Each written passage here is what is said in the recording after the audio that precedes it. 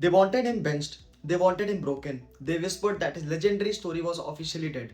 But Cristiano Ronaldo just did the unthinkable on American soil. And he chose the biggest stage in human history to look his executioner right in the eye. Going into Tuesday afternoon's clash in Houston against Uzbekistan, Portugal was a ticking time bomb. The media was ruthless, fans were screaming for Roberto Martinez to drop the 41-year-old icon. The locker room was rumored to be toxic, fractured, and completely distracted. Ronaldo was facing the absolute dark night of his soul. Think about the psychological torture of the past week. Every single titan of the modern game has already arrived at this World Cup and left their mark. Messi didn't just score, he dropped a historic hat-trick to humiliate Algeria. Mbappe was flying, Haaland was destroying defenses. Meanwhile, Cristiano Ronaldo was starting at zeros. The silence from his boots was deafening and the internet was weaponizing it. The narratives were spinning out of control. Rumors exploded that Bruno Fernandes was intentionally freezing him out, actively refusing to look up and gave him the ball. The media circus didn't stop on the pitch. Tabloids were obsessing over the squad's youngest stars, dragging Joao Neves' personal life and his girlfriend's social media posts into the headlines, trying to prove this team was too unfocused to survive a World Cup group stage. Portugal wasn't just fighting Uzbekistan, they were fighting internal collapse. Then came the 6th minute, the moment that will be replayed for the next 50 years. Joao Cancelo floats a precise ball into the penalty area. Look at Ronaldo's movement here. He doesn't look 41. He goes away from his defender like a phantom. A delicate, lightning-fast right-footed flick guides the ball past Nemeto. Boom! The stadium explodes. Ronaldo sprints straight to the corner flag, but he doesn't do the Sue. He grabs his teammates, locking them together. He was sending a message to the locker room. We are unified. But the true tactical masterpiece happened just 11 minutes later. Portugal gets a free kick right outside the box. Ronaldo stands over it in his trademark stance.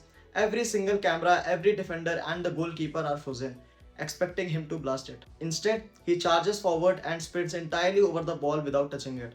A complete psychological decoy. The Uzbekistan wall collapses in sheer panic, leaving Nuno Mendes completely unmarked to curl a lethal low strike into the bottom corner. It was genius. It was selfless. It completely destroyed the narrative that Ronaldo only plays for himself. But a great story always needs a drama. Midway through the first half, Uzbekistan strikes back. Ganev rifles an absolute missile into the top corner. The stadium goes quiet. Are the ghosts of the Congo draw back to haunt them? For 4 agonizing minutes, the referee stares at the VR monitor. The tension in Houston is thick enough to cut with a knife. The ruling? A foul on Joao Cancelo in the build-up. The goal is wiped off the board, Uzbekistan is deflated, and Portugal knows they have been handed a second life. And if you want to talk about poetic justice, look at what happened 10 minutes before halftime. The man they said wouldn't pass to him, Bruno Fernandes picks up the ball, he looks up, he sees the run, he fires a gorgeous pinpoint through ball right into Ronaldo's path.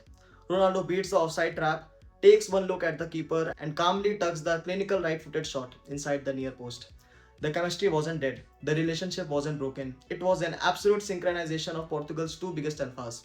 3-0 before the break, but here's the twist that the world didn't realize until the ball hit the back of the net. That second goal didn't just rescue Portugal's tournament, it broke a 60-year-old curse since 1966. The legendary Eusebio held the ultimate Portuguese record with 9 World Cup goals. For 6 decades, that number was considered untouchable. With that single tap-in, Cristiano Ronaldo moved to 10 career World Cup goals, standing completely as Portugal's greatest global marksman in history. Not only that, he became the first human being to ever score in 6 different World Cups. Messi couldn't do it, Pele couldn't do it, Maradona couldn't do it, only Ronaldo. Let's be brutal honest, this changes absolutely everything for the rest of this tournament. Before this match, teams thought Portugal was mentally fragile. They thought if you shut down Ronaldo, the whole system crumbles. Instead, they watched a 5-0 demolition derby. They saw Nuno Mendes score, they saw Rafael come off the bench to score a late masterpiece, and they saw a defense that refused to bend. Portugal just moved to 4 points in Group K and with a massive +5 goal difference. They're not just surviving, they are hunting. For Ronaldo's legacy, the debate is officially reignited. He is not in North America for a retirement tour. He is here for the cold. The world has officially been put on notice. The monster is awake. The critics spoke too soon, they buried him alive, and all he did was the dirt to build his next monument. Now the real battle begins. Messi has 5 goals in this tournament. Ronaldo has 2, and the knockout stages are right around the corner. So I have to ask you, Soccer Mates family, is this the spark that carries Cristiano Ronaldo to the World Cup trophy? Or was Uzbekistan just a temporary bandage on a deeper problem? Drop your thoughts in the comments right now, smash that subscribe button, hit and like, and let's debate in the comments. Who stops this Portuguese machine now?